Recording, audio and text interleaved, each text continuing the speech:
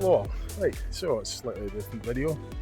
Got my younger brother and my dad with us today. Going to have a wee shot on the Falkirk Wheel. So it's basically systems where they lift the canal up to got different heights of canals. So to lift the boat up, they use the Falkirk Wheel. That's the purpose of it.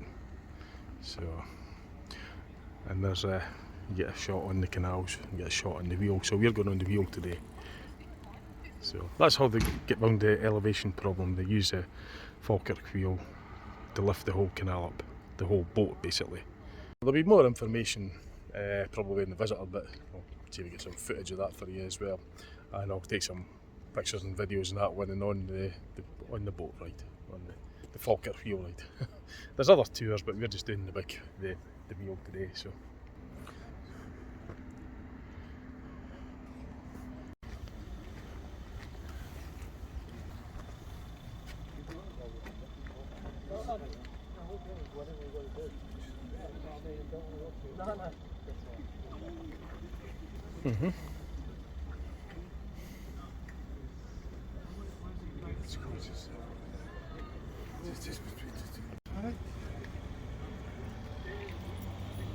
I've paid the tickets for 3 adults.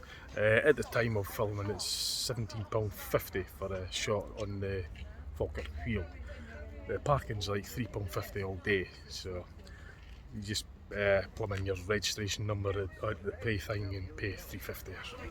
So it's all day. There's other things here, they do other tours and that, but like I say, we're just doing the Falkirk Wheel today. It's a bit of a last minute decision actually. So,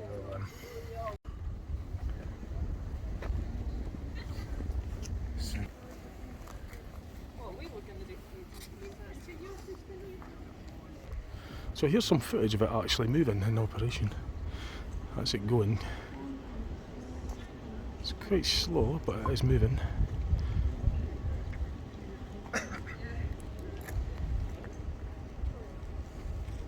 So this is what will be going on very shortly. We've booked on for the 10 to 4 one, so got that for 40 minutes yet. So really what it basically does is that the canals on the lower level here, it will basically fill up that lock, I think. So the boat will go in when the lock's full, and then I think they drain the lock or something, and then there's a counterbalance. The water at the top will counter that weight, the balance at the bottom, something like that anyway. Works on a counterbalance principle. Elevates the canal up to the boat up to the top canal. So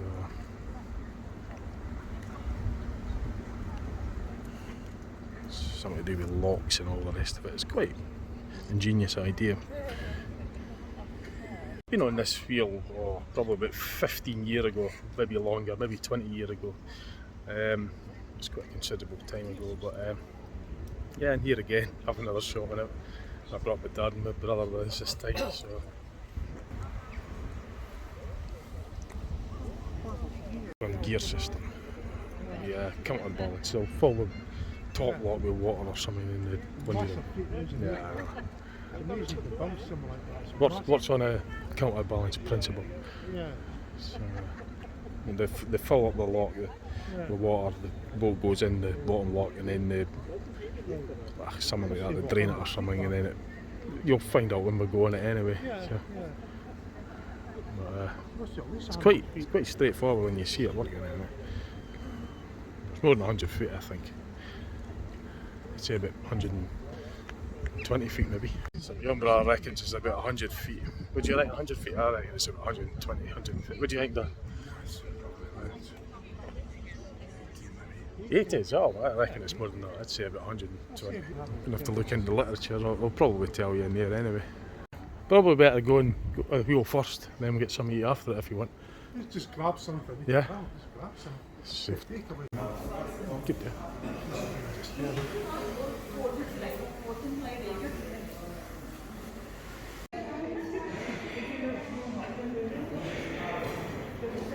So it's like a gift shop and cafe and everything here as well, so we'll just wait to check in and get the tickets sorted out.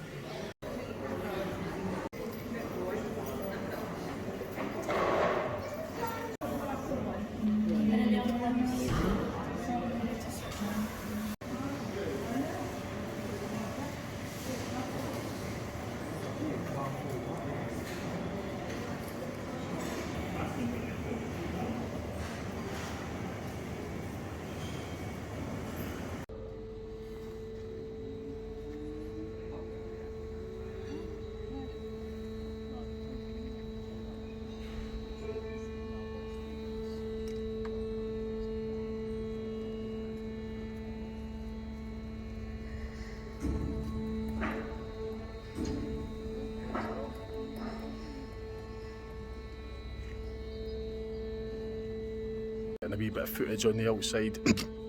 We've got 20 minutes yet before we go on. So my young brother, he's like myself, he likes his cake and food and coffee, and so he's in the cafe there. My dad's there as well, and he'll be joining him, so I'm just going to get a wee look around here. Maybe see what's going to turn again or something, but we're certainly going to be on it, so I'll get as much footage as I can when I'm on it. In fact, there it goes now, look, it's starting to turn now. So there is water in that loch, and that'll counterbalance the water at the top, so it's lifting, so basically it's working in conjunction with each other. The weight at the top's counterbalancing the weight at the bottom, so it's not like just a deadlift, it's kind of like how a lift elevator works, and it's kind of like overcoming friction, and maybe the payload is really lifting, you know, the difference between the two weights. So you've got someone up there, and you'll probably have the boat that's empty, this one, so it's really only lifting the weight of the boat, because that'll be the difference between the two locks, if you like, and of course friction, so the motor's kind of like overcoming friction as well. As the one on the right there is dropping, is assisting by lifting this one up on the left. A counterbalance method. So the boat canal will, the actual bars or canal will, boat canal will go in to the lock, and then it will close. As you can see, that lock is full of water, it's lifting that up, and then it will sail out from the top. And of course the boat that's coming down, that container will be full of water with the boat, and then they'll open the lock, which is that, and then it'll sail out on this side. That's how it gets around the two different elevation problem. So you see we've got water coming out, and as you can hear, it's quite quiet. There's not an awful lot of loudness from it.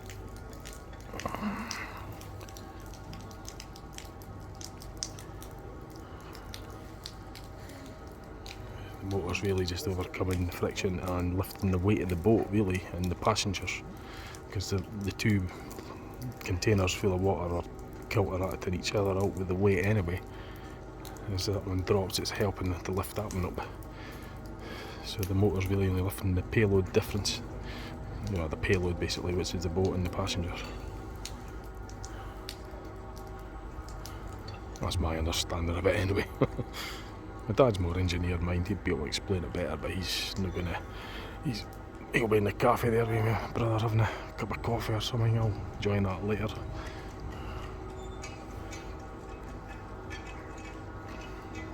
There's a view of the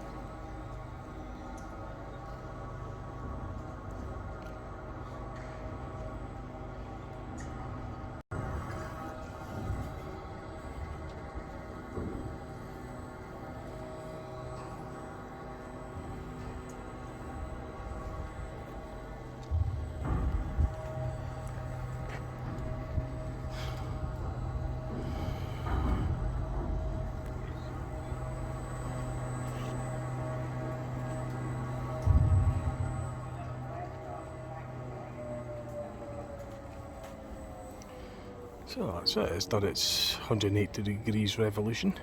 That's the boat that's on the bottom container with obviously the water in it, so it could sail out. So it came from the top canal. This is in use, by the way, this isn't just a tourist thing, this is actually being used.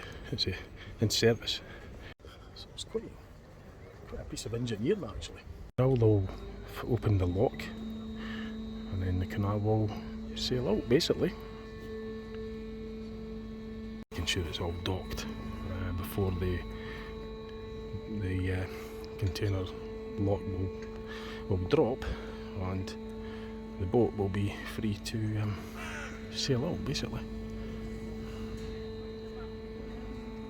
That sounds like the lock opening. You can hear the rush of water.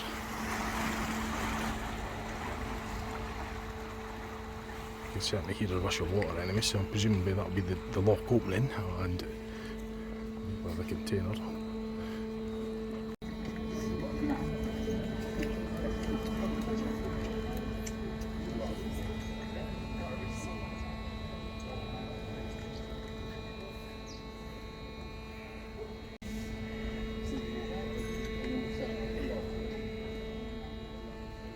It's open now, and the boat will now, it's basically level with the lower canal.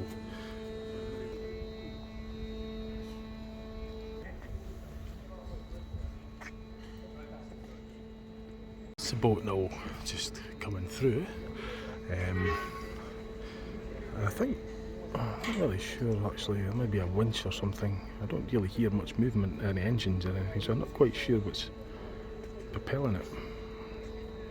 But there is, well, that boat will be famous anyway, Holly.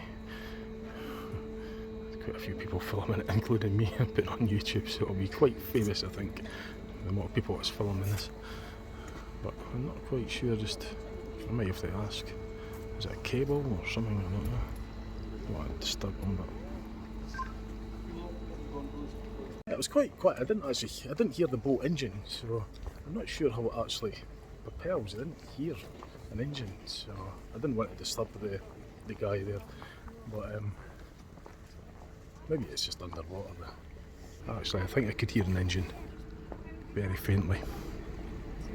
Very faintly. So yeah, it was actually an engine. It's just because it's inboard engine, probably right on the bottom of the barge or the boat. I'm no sailor. I'm not good with marine terms, but oh, it's a lot closing this.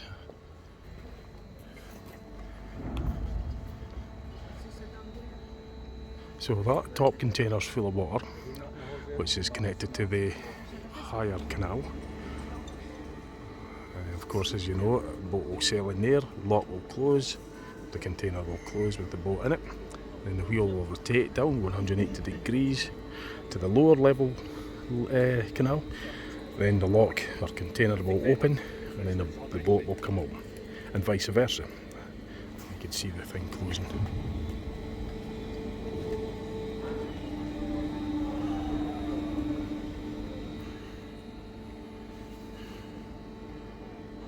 So it's part of the Caledonian Canal network, and I reckon these boats will just be like, they'll be providing a service.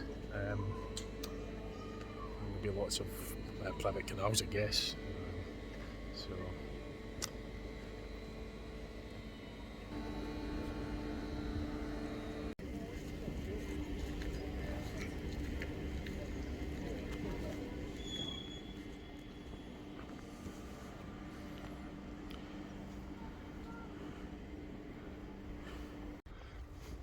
So basically, no, that's the upper canal. Right above my head is where all the water will be for the upper canal. This is just a slightly different viewpoint. That's the visitor centre up my head, obviously, right there. There's 6 car parks. There must be, like, you know, the car parks will cater for all the canals as well. There's boat tours and stuff. There's quite a few things, actually. Yeah, there's quite a few activities. So that's why there's such a big car park. The Falkirk Wheel boat ride or Falkirk Wheel tour is one of many of the tours that are done here. So that's a lovely view, actually. See the hills in the background. Can't remember off the top of my head what these hills are called. I just can't remember, but getting a lovely view anyway. This is looking from the other side of it.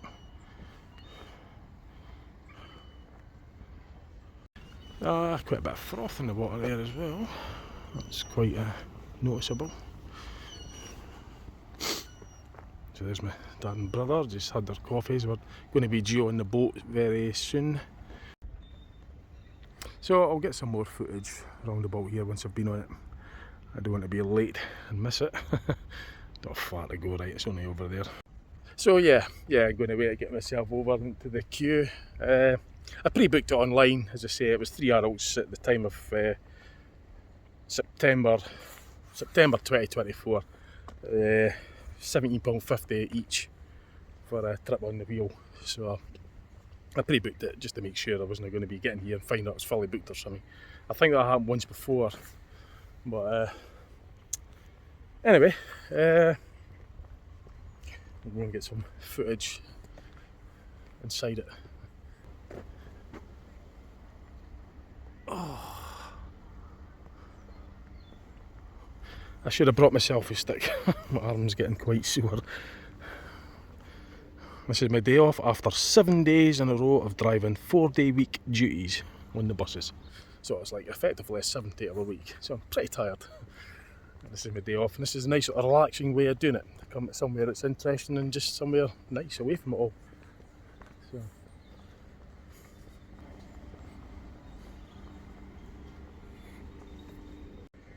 So the next footage will be taken from when I'm actually on the boat and do a revolution of the 360 revolution of the big wheel. The big wheel, well, it is a big wheel, I suppose. The Falkirk Wheel. I say a lot of these canals will be private, but I reckon this will be the actual tourist one, you know, for the boat tours and stuff. This looks like a kind of what will be. There's a queue over there, so I'm guessing this will be the one we're going to be going on. So it must be about 15-20 years ago the last time I was on this. And I phoned up once to come between now and then, and it was fully booked. You know, I just phoned up on spec. So this time I actually booked online, so I wasn't going to be disappointed. But yeah, I think this is the one. This is the boat we're going on. So these things. There's a lot of seats in them anyway, so.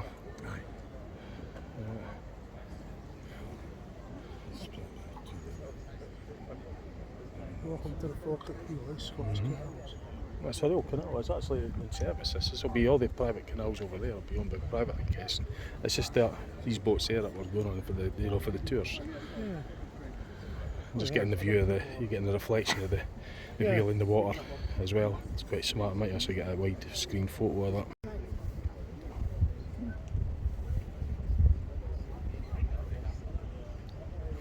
Yeah, that's off the water. Try and get that in the video as well. Yeah, well, apparently it is good at night. Yeah. It's all lit up and everything.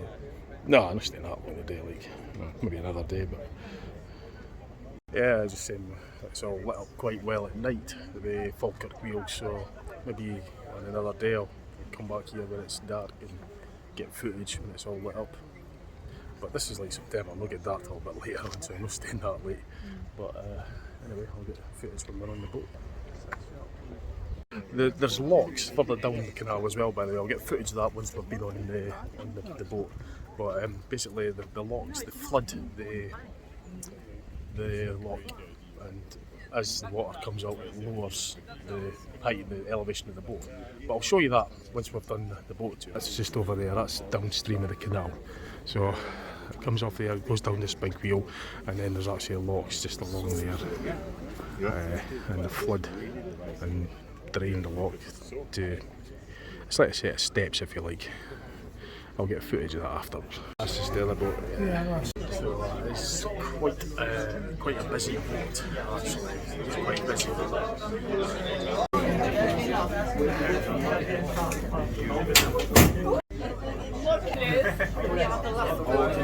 That's the bow thrusters pushing the boat away from the other one. It's going to move out towards the centre, so it lines up with the wheel.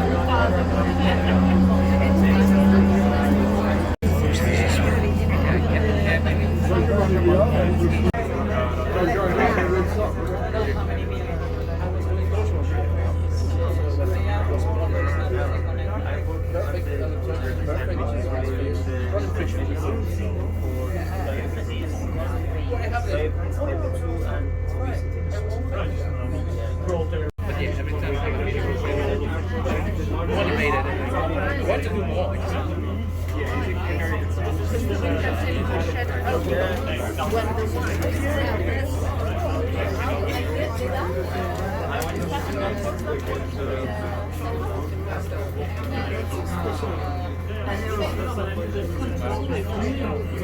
the container, that's the container up above, directly above, which will basically counterbalance the weight of this. And if the payload, the weight of the boat, passengers and the water will actually do the lifting for that.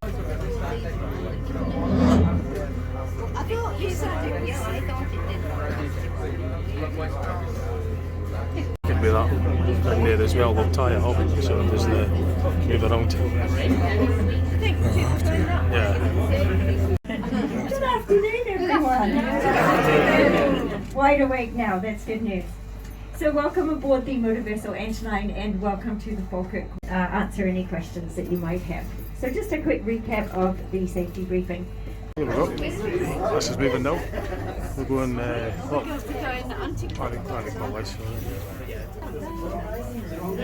And up height now, elevation. Yeah, everything moves. Feel the actual gears and the mechanism because of there's a lot of torque. Okay, whilst Nicole's doing that, let's have a chat about what we're doing. We're going to rotate up to the top, then we'll take you along the aqueduct and through the tunnel, the Roughcastle tunnel. And the only purpose of that tunnel being there is to allow us to pass directly underneath the World Heritage Site that is the Roman Antonine Wall. I was down in Northumberland about 10 days ago, and naturally everybody thinks about Hadrian's Wall, but they skillfully forget there was a Roman wall across the centre of Scotland. Actually moving 1,800 tonnes, 1,800 tonnes of steel and water, and we're doing that on an absolutely tiny amount of electrical power. Roughly the equivalent of 2 showers. Now how is that physically possible? 1,800 tonnes on so little energy. Anybody? Balance. Balance. We get visitors from all around the globe, so I need to check something because I never like to offend anybody. Do we have anybody on board from the States today? The US? No? That's good. That means I can tell you about a lady from Kansas. The conversation went something like this. She said, what do we call this part of the wheel? I said, the gondola. We close the gates, think about it like a box of water. She said, 300 tonnes.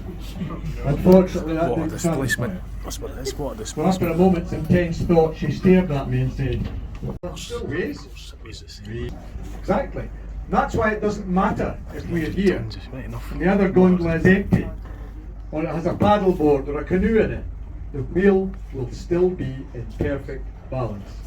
That's why we're so energy efficient, why physically it cannot be improved upon, and why after 22 years we are still the only rotating boatlet in the world. There we go. I know Nicole's going to come back there with 2 electrical pylons. Put your eyes on that? Great. Now lift them up gradually until along the tree line, and can you see a longer, lower grey shape? Good. You're looking at Ben Arthur, otherwise known as the Cobbler at Arica, 54 miles from here. Nicole wouldn't have told you that, but I just thought I'd slip it in. There you go. There. My hand to slide the boat through, that's all.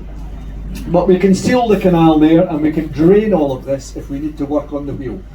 The noise you hear at the moment is the water going in between the gates. No? Yes? Why the shape of the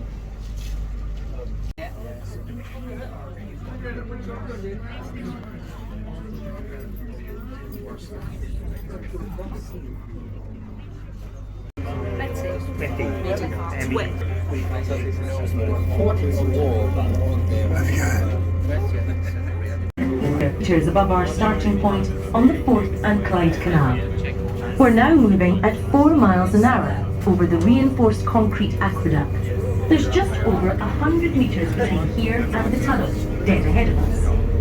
We'll go right through that and turn around before heading back and taking a look at the view that's right behind you now. You might have noticed that there are 2 tourist boats in service at the Falkirk. Did you see which one you are on today when you got on? Those special names were chosen for a reason. They're both The containers will be the same because as the boat goes in, it displaces the water. So it's 300 tonnes no matter what. The boat weighs 60 tonnes and it displaces 60 tonnes of water. So they both can containers be the same. Water that moves out of the way to the I actually forgot itself. about that. That's actually I should have realised. It's the way the boat But comes it's in, actually shifts the the weight. importance of the Falkirk Wheel. Each gondola, that's the big tub of water we just travelled up in, holds 250 tonnes of water. When our boat sailed in, we pushed about 60 tonnes of water. That is the weight of the boat and its fuel and all the people in it, out meaning that the gondola then had 190 tonnes of water and 60 tonnes of boat in it. 250 tonnes. The clever part is that the other gondola will also weigh exactly 250 tonnes as well. We are even balanced with them, and that means that it only takes a tiny bit of energy to get us moving around the central core of the wheel. Confident it would work on paper, but they weren't exactly sure. This is the first rotating boat lift in the world, and Wallace, over 30 types of water flea, and even freshwater sponges. Plus the ducks and swans. It's been known for fish to swim into the gondola at the bottom and travel up to the Union Canal with us. Of course, they displace their own weight too. And there are footpaths here as well, leading up into the woods. You can walk along these later if you like.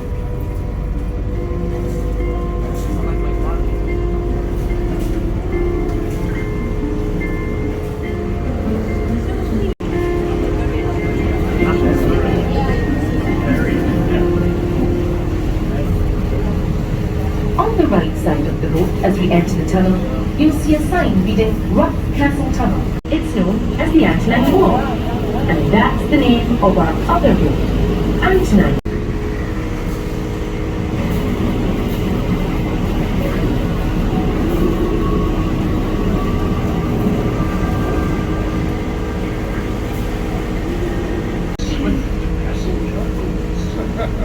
There was, apparently, a sign projecting from the front of the boat that would cut through the tow ropes of any slow-moving vessels that refused to give way. Getting between the two canals still required the use of a lock system though. A few kilometres to the east of here, there was a flight of 11 canal locks with a fall of just over 3 metres each. Each had turned to raise traffic up to the Union Canal so it could travel. Unused and falling into disrepair.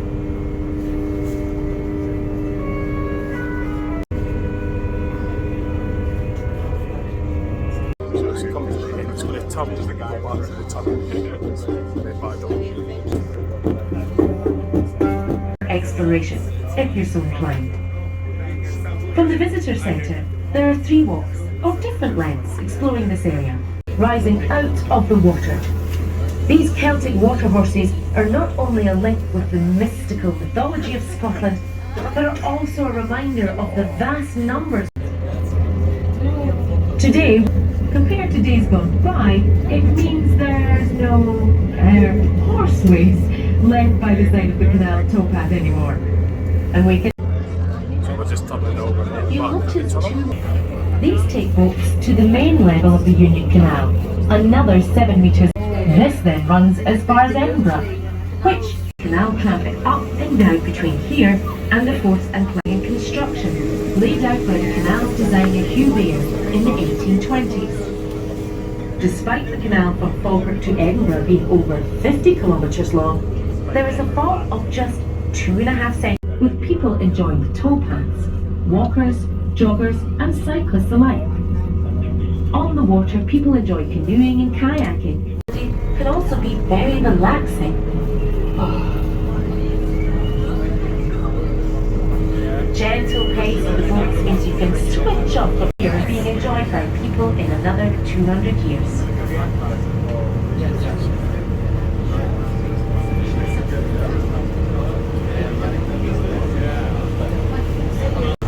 Bringing the story of Scottish invention, adventure and world first right up to date. The sense of ambition and pride felt by the design team matches that of those engineers and canal builders a few centuries ago. While many see the wheel art or as a piece of engineering. Tony Kittle, the designer of the Falkirk Wheel, perhaps puts it best. We came up with a practical physical solution to the problem. Sporting goods or people in it. It might have been easier just to fill the canals in and forget about them altogether, to create what became known as a corridor of opportunity right across the central belt of Scotland. And there were plenty of enthusiastic volunteers too, who wanted to see their local canal brought back to life, rather than sitting there abandoned and towpaths restored. There were also 35 new bridges and 5 kilometres of new canal. And it's been a huge success. Canal side investment has gone through the roof, over £400 million to waterways, but it gives us a chance to celebrate Scottish the end of our time on this level. I just have time to share some of the facts and figures of the Queen, although she never actually wrote it like you have today. There are 15,000 bolts in the structure, pressed into 45,000 bolt holes, and each one was tightened by hand. The 2 gondolas between them hold 1 million litres of water and can lift the weight of 100 elephants. And it does all that in just 5 minutes, using the power of a few electric kettles. Back into the gondola now, so that we can rotate back down to the lower level, 25 metres below. This is a great place to take. I couldn't remember the name, but it's called. As we come to the end of this, Walker. there was no visitor centre here originally, and boat trips like these didn't take place. But people came to visit the wheel out of their own curiosity. They came from all over the world to wonder at this architectural and engineering gem.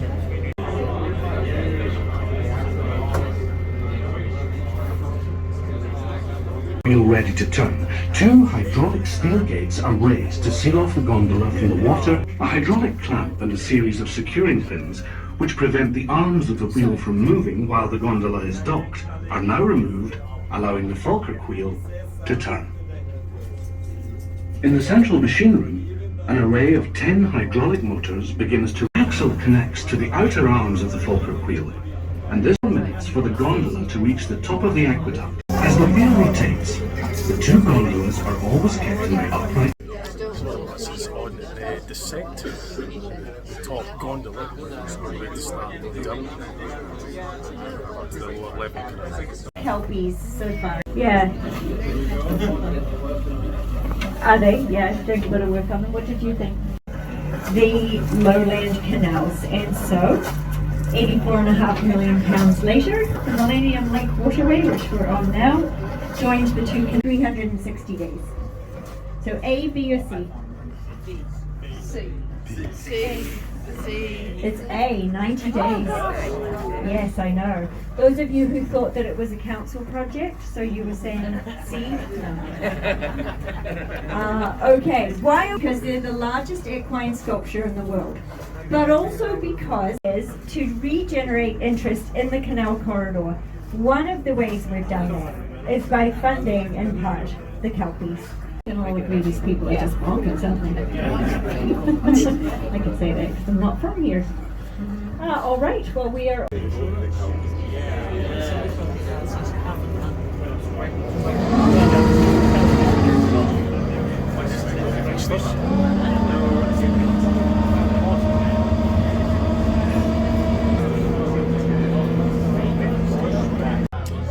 So we're just the lower ground now, as the lower canal, and we're just coming to park alongside the other.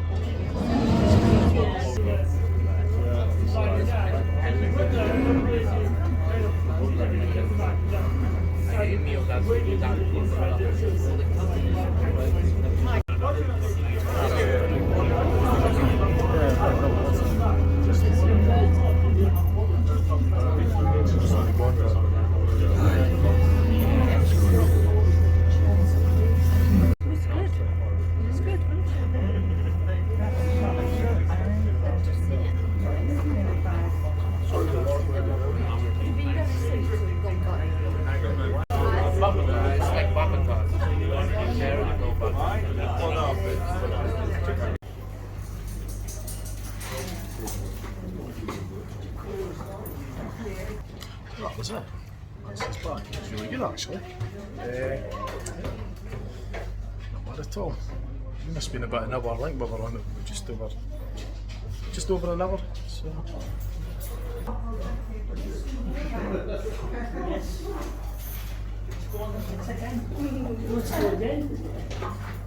So that's the wheel turning again. Just came off and.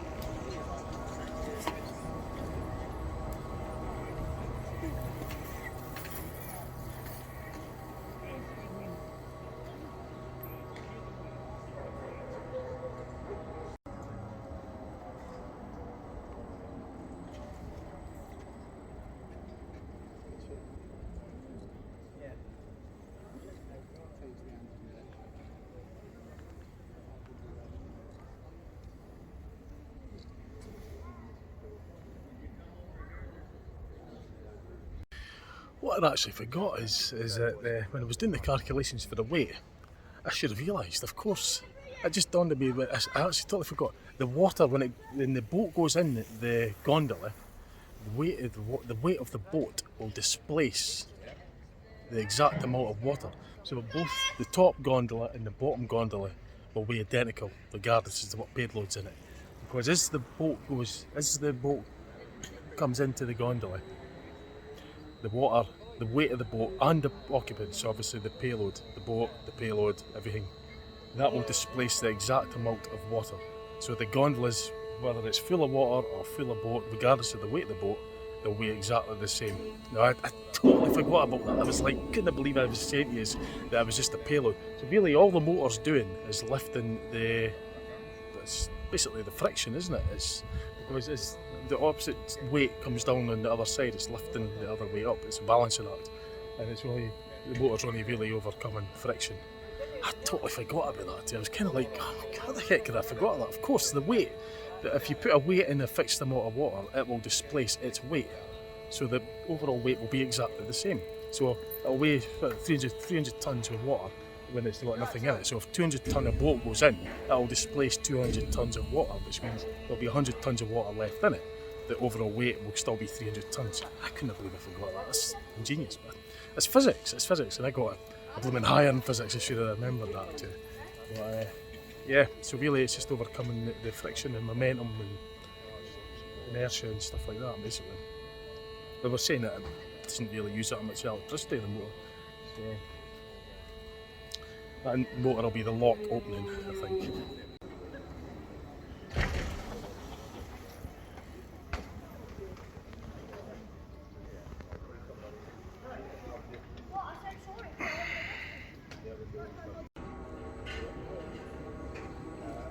So it's a busy machine.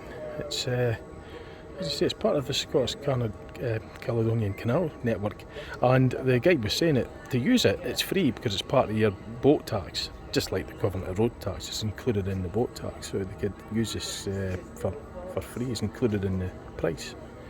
So, well, not technically free because you're paying for it if it's boat tax. No, this is quite good. It's quite close now. Wow. Ooh, it's pretty big when you see it close up. Just moving towards us like this. And all these tons of water. And of course the gondola itself. So the gondola's rolling on this roller system. It's obviously just physics and pendulum effect. so it's free to move on the rollers.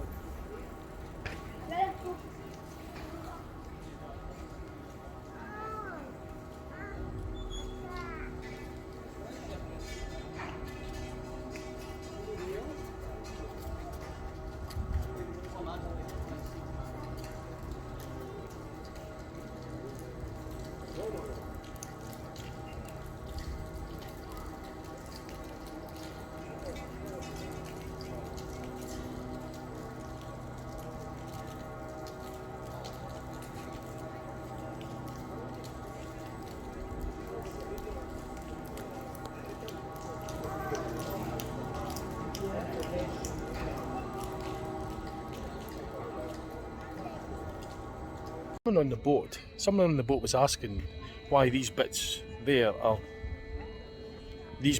why they're shaped like that, and it was only for cosmetic reasons. So that's what we said. I thought there would be a reason for it myself, maybe like for the structural, not weight saving, but just it's only for cosmetics. So there you go. So yeah, I thought that was for some kind of purpose, but it only serves the purpose of being cosmetic. These pointy bits. So certainly does look iconic, right enough.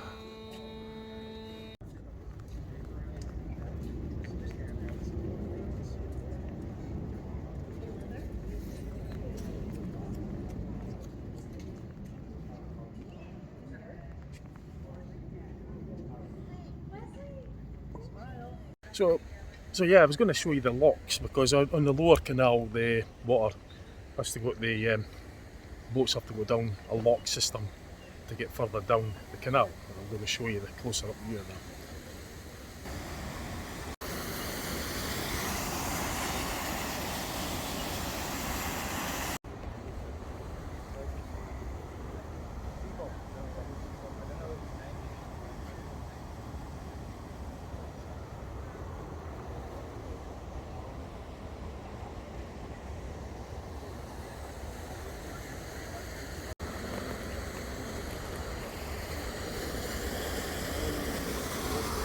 So basically what they'll do is the boat they'll close the doors.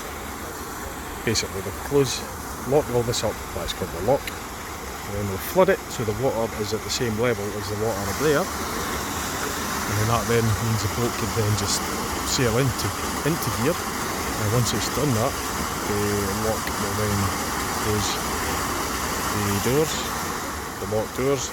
Then it will drain the water, which obviously will sink, well not sink, but the boat will drop in elevation because the water level will drop, the boat that's floating on it will also drop in elevation, and in doing so it will reach this level. It will do it till it reaches this level, and then it will sail out, and then further on, if there's any other locks further out, that will do the same thing. But that's basically how it works, and vice versa, of course. If the boat's sailing up, coming up here, it'll sail through here, then they'll close the gates, then they'll flood the lock, which will lift the boat obviously with the water level being raised, and once it reaches the height there, it'll open the gate, and then the boat will be able to sail out, and then when it needs to get way up there, it'll be used the wheel, basically, in a nutshell. So just had to show you that as well. So that's just roughly how it works. It's quite straightforward, really. It's quite ingenious. It works. Because I often wondered, I'm not a sailor or anything like that, but I often wondered how does it, at one time I always wondered how it managed it, because they don't lift the boat up, but that's how they do it. They just flood the water level up, and it's just natural water that's raising, because the boat's floating on it, it's going to raise just naturally when you fill it up. It's the lock, obviously they close the gate to lock the water in. But yeah, amazing. My dad and brother, they enjoyed it. They're just over there. I think I'll probably get a drink or something and sit there. It's maybe a bit late for the cafe, but I'll maybe get a tin of juice or something or whatever. I'll probably, actually, what I will be doing is going for a walk up there, because there's paths that go up to where the canal turned, or the boat turned. So yeah, I'll do that. So it's quite, there's like a bit of a play park and stuff, a zip slide I think. A few other odds and ends, and yeah, it's really nice. Kelpies was seen as well, so I think it's closing actually, I'm not sure.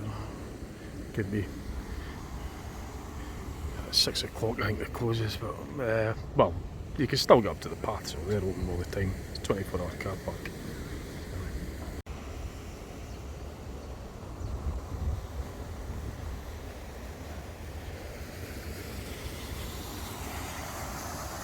From here.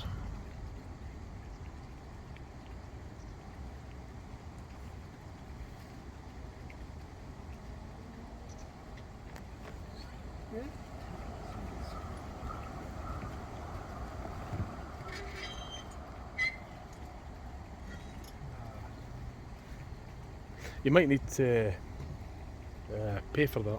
I mean, I don't know, you'd probably be some sort of, yeah. I'll be closed just now, I think. Nice. Well, this time it's going on 5:30, so yeah. Yeah, but the parking's open all the time, it's 24 hours, so there's still time to go for a walk up to the... I'll have a wee wander up there. Get a McDonald's or something in Falkirk. Yeah.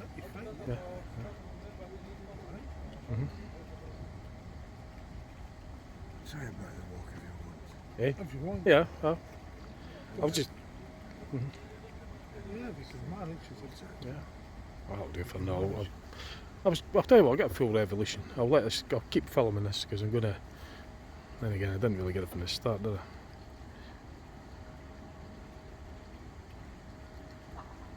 Yeah, it's closing up. Yeah, I know, it shuts at 6. No, I mean the bridge closing up on the canal. Oh yeah, well that's the what do you call it? Yeah, it's got to keep the water in it, and then once it gets to the top, obviously it'll be a level. They've got to make sure it's bang on though. Probably be laser or sensors or something to make sure it's all lined up. It's got to be, because it's very narrow. Yes. There's no much clearance. Yeah. Well, the boats are very narrow and there's no much clearance. It's got to be bang on. It's got to be lined up perfectly. Keep the water in as well. Oh yeah, we all sealed, water sealed. Yeah.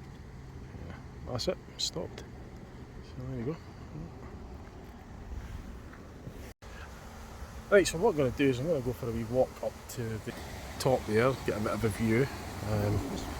There's the paths going up. So as you can see, this lock is going to be flooding, I would presume. It's simply, well, maybe not because it's still open, but that's how it will work anyway. It will close it up and then it will start to flood, and then it will elevate the water level, which will elevate anything that's floating on it, i.e. the boats. So there's a wee bit of information about it.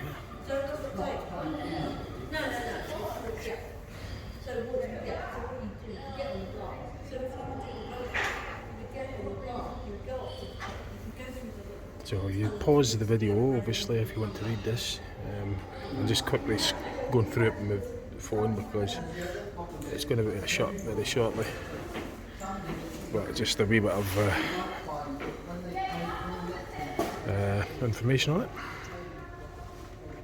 I could look back on this later actually myself. We'll get a proper read of it later on.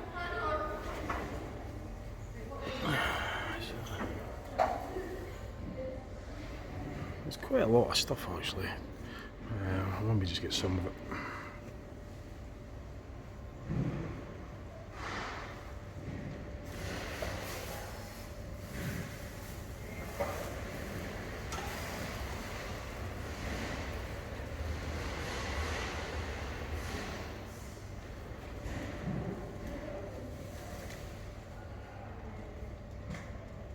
I've done a video on the Kelpies before, so if you look back on my channel you will get that. Just title it Kelpies and put my name after it, it should come up if you want to see my video regarding the Kelpies. I've done it with my mate, me and my mate went there a couple of years ago.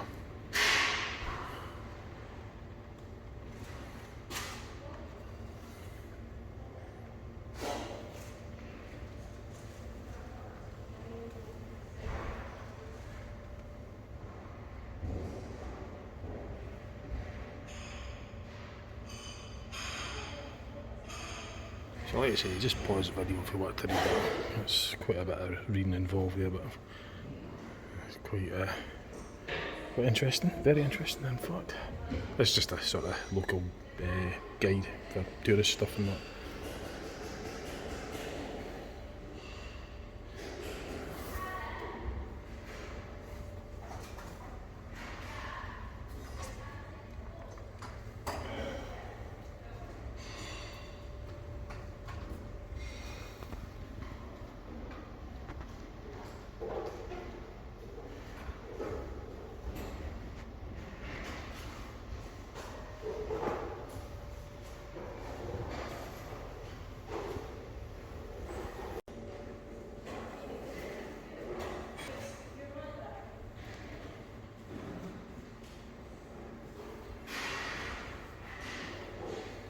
A bus service or coach service, visitors. Yeah.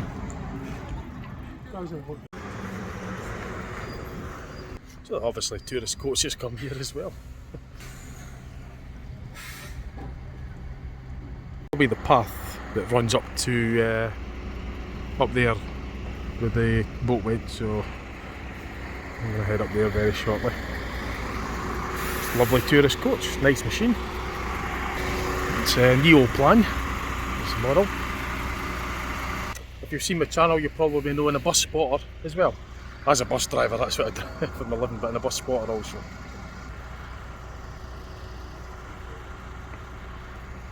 Even the bus stop, it must be a bus service that comes here. I don't know if it's a tourist open topper or something, or is it an actual service bus? So, yeah. There's, thought I'd just show that as well, just for anybody that doesn't have a car that wants to come in here and look at the Falkirk Wheel. So just thought I'd show that. So I just went on with Dad, my brother, and we'll head up that path. Just up there, it goes up to the turning point where the boat turned, and we'll get some close-up views of that area. See it from the path side.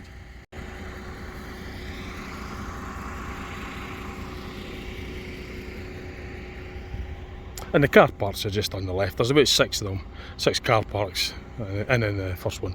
So it could get pretty busy. But then again, there is other activities going on here as well. There's the canal itself, and there's walks and all sorts of other things round the boat. So what you could do, or you could go by the pathway. Yeah. Yeah. What, you want to go up the short way? This is different, what I'm sitting on. I never knew there was such a thing, I'll show you. It's like a sort of single seat viewpoint. So I just sat on that just for about 2 seconds, just to see what it was like. So I'm going to continue up.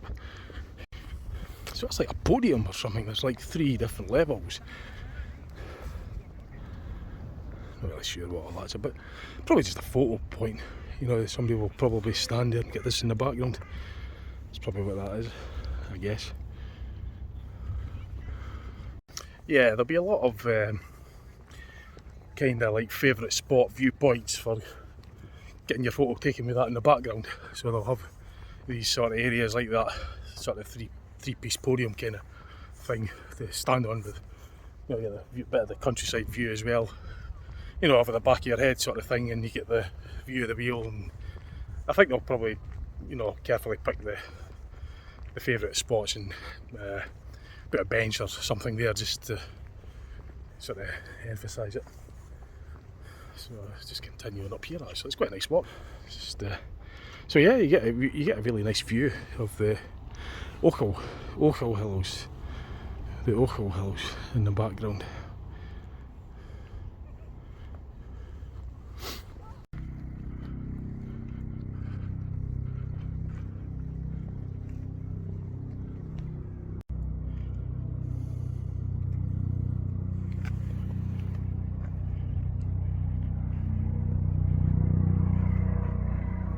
This is where the boat basically came along. Came up there, along here, through this tunnel, up the other end, turned and came back. And it's called the Rough Castle Tunnel. Length 180 metres. North Portal.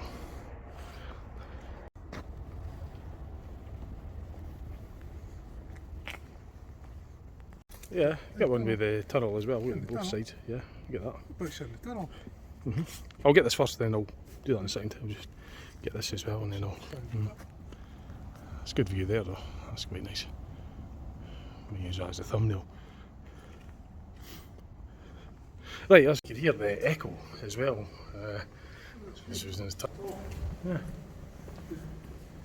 So that's where we came through. You can see how narrow it is. Not much clearance really.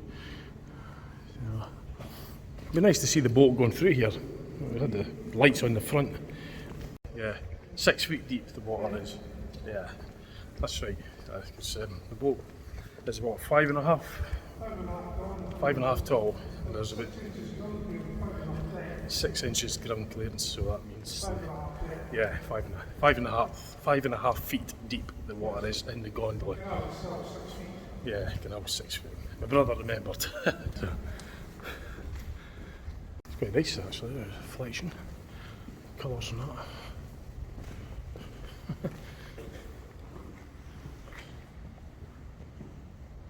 This actually reminds me of the Greenwich Time Tunnel, or Greenwich Tunnel in London or something. Big long tunnel that goes under the Thames, and they say if you go through it, it comes through a different time zone or something. That's quite big. I actually walked it a few years ago, but it just kind of reminded me of it. I think it's called the Greenwich Time Tunnel, or the Greenwich Foot Tunnel, something like that anyway. It's in London, it goes under the Thames, the River Thames. So it's just kind of, when I saw the length, it's quite reminded me of it. So yeah, that's basically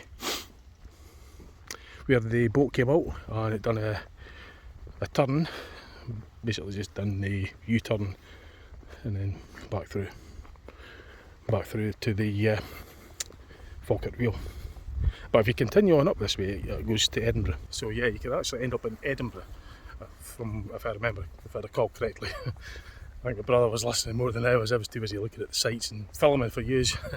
But yeah, I think eventually you'll get to Edinburgh. The canal will probably branch off at different places anyway. But yeah, it's a working canal. So yeah.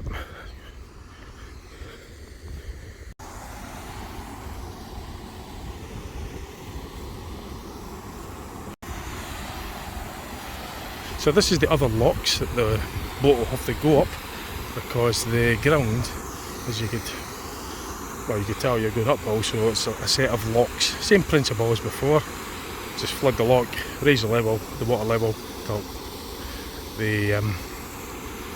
but no, let's get this right. The boat goes in, right, close the lock up, it'll already have water in it, then they start to put more water in it to raise the level of the water up, which will raise the boat to the height of the next lock, and so forth until it reaches the overall height of the canal.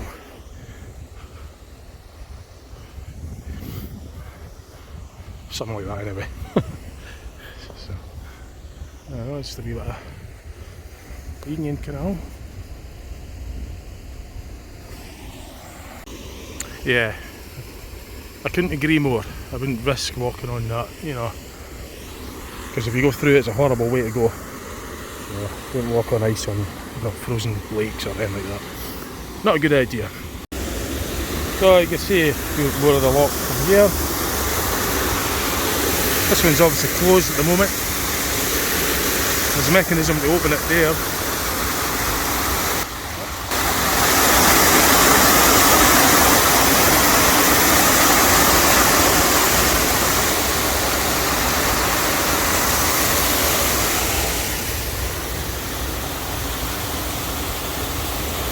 See the mechanisms, if you look there, look, that's where they wind them. So this is it, the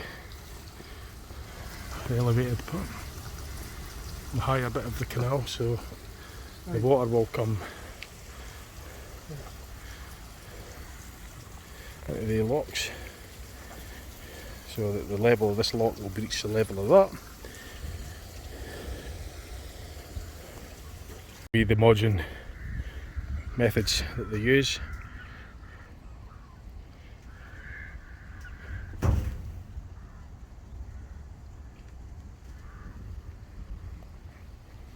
and that will operate the big gate, basically, the gates, which will allow that water to become flooded till it reaches this level. As it stands, I think what the scenario would be is that at this level, at this moment, the boat would come in off the canal from up there, from the distance, from say Edinburgh for example. It'll then be confronted with that gate. That gate will open. Because this level is at the same level as the canal, the boat will just simply sail in. So once it does so, they'll close the gate behind it, the boat will be in the lock. They'll drain the lock, obviously the water level will drop, meaning the boat will also drop in height because it's floating on the water, and then it'll match the height, unless I don't drop my camera or trip in here, but it'll match the height level of that water there. And then the boat can then just simply sail off, and then the same process will continue on until it gets to the lower canal.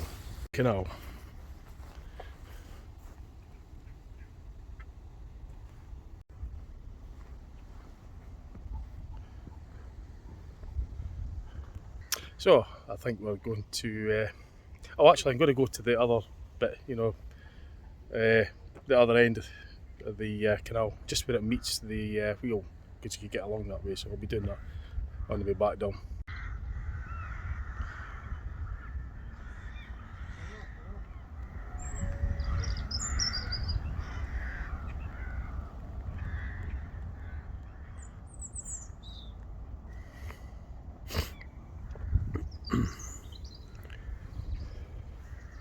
I was wondering about why these were shaped like that, what these the pipes were. That's what done. It makes perfect sense.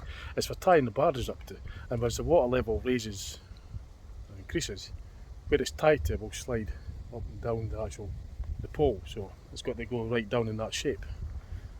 So this is what I was on about. So it goes down and it continues going down there, because if it's at a fixed level, you know, then it's fine. But the water level varies, so the rope's got to move along the bar, so it's coming at this sort of angle and it's all the way along the sides. So when it's the lock, you know, the boat goes in here and it's flooding and rising and lowering. Basically the boat's going to rise and lower, but the boat's got to be tied so it doesn't shake it around and move around, you know, bang into the sides, and on. You certainly don't want it banging into the door. So they tie the boat up, you know, when they're going to flood or raise or drain the lock, and the chain or whatever it is, the rope rather, that they tie the boat up with, will slide down this pole, so it's in this sort of angle. Zoom in and make it, getting frightened because I dropped my camera. Yeah, so it'll go down like that, and the rope will go down as such. That's why it's in that kind of shape. I was wondering what they were, and so yeah. So unlike the ones that I'm used to seeing on the dockside, you know, the big iron stubs on the dockside, it's not like that, obviously, because the water raises. That's why it's shaped like such on the lock. And it's the same with all the locks as well, obviously.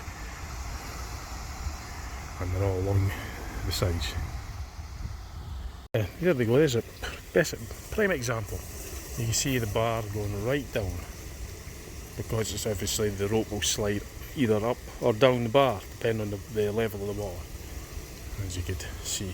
In contrast with the other ones that are obviously submerged, this one just shows you, it goes right down to the bottom, basically. They're the ones that I'm familiar with, the iron stubs that come out the ground. Obviously that's impossible with a lock because of the variation in the water level. It's just to tie the boats up, basically.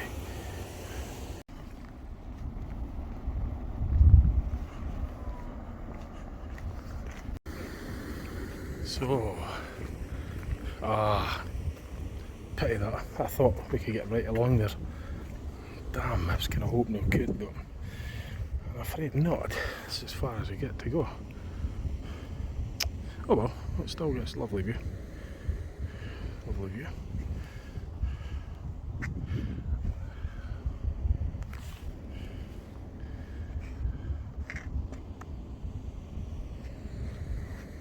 See for miles.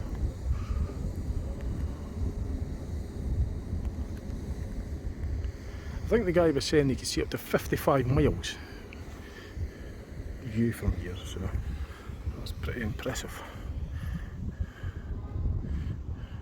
Visitor centre's just down there. And where that, just literally, that's the canal bridge. I mean, this is where the bridge will start, and that is actually on a bridge, that water from there on then.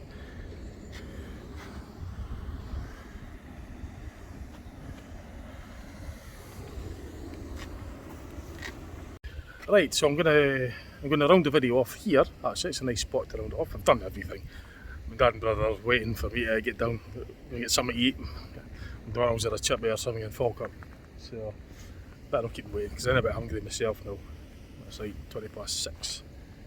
Yeah, I spent about 3 hours here, easily, just enjoying it. No, more than that actually. I got here about 2:30, about 4 hours I've been here, and it doesn't even seem like 4 hours has gone by. Just been chilling out, enjoying this, you know. It's a worthwhile place to visit for a day trip, a day out. So anyway, I'm going to round it off the video. I hope you enjoyed it. I just look so smart, was it? The reflection of the water. Just looking for the time tunnel. Right, my arm's getting sore, getting hungry. They're waiting. Okay, right, hope you enjoyed the video. See what else I put up on my channel. And thanks for watching. Okay, I'll see you later on. Bye for now.